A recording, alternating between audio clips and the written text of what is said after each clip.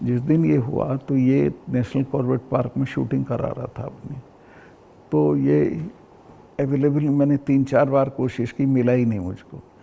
5 या 6 बजे इसका फ़ोन आया, हाँ सतपाल भाई क्या हुआ? मैं कहा हमारे इतने लोग मर गए हैं और हमारी गलती से मरे हैं। तो बोला नहीं नहीं चुप रहना, अभी कुछ नहीं बोलना इस पर।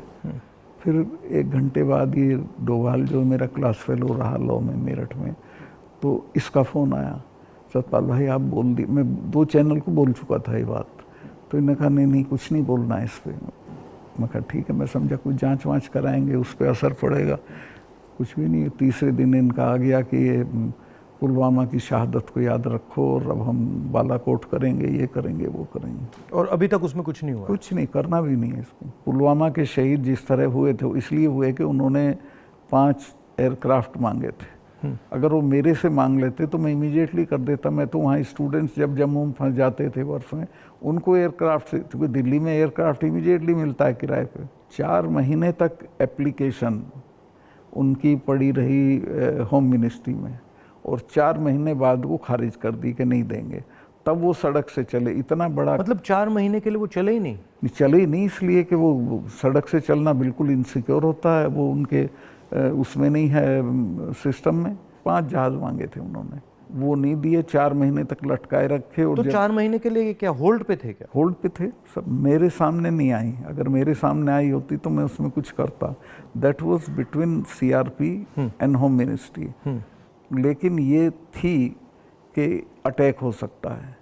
इसके अलावा वो जो गाड़ी टकराई थी वो 10 दिन से घूम रही थी वहाँ, पूरा आप समझिए कि भरी हुई विस्फोटक से। वो कैसे, मतलब इतना एक्सप्लोसिवली कैसे, मतलब ऐसे घूम रही थी? सिस्टम नहीं था ठीक से। और जब मैं गया हूँ फिर पुलवामा होने के बाद, तो जो 10 किलोमीटर का स्ट्रेच है उसमें लगभग 8-10 लिंक रोड मिलती हैं।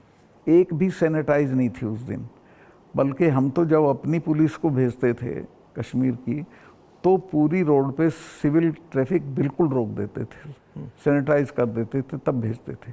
ना हाईवे सैनिटाइज था, ना वो लिंक रोड।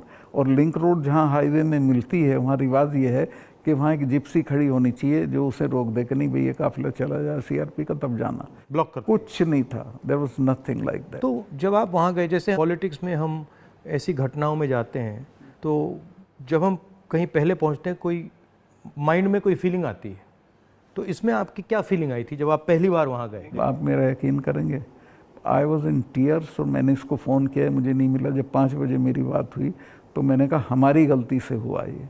तो बोला नहीं नहीं, इस पर आपको चुप रहना है।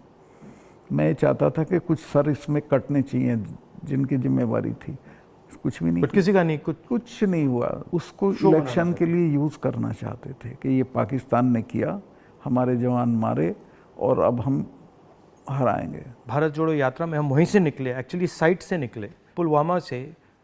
तो मुझे ये लग रहा था कि जो आपने बोला कि ऐसी जगह पे, स्ट्रेटेजिक जगह पे इतना एक्सप्लोसिव कहाँ से आ गया, कैसे आया, वो मेरे दिमाग में क्वेश्चन था। सारा पाकिस्तान से आया था, बट इतना 600-300 किलो। हाँ, ये बॉर्डर तो हमारा पोरस है, और ये इतना एक्सप्लोसिव इंडिजिनसली प्रोक्योर करते तो वो बात फैल जाती।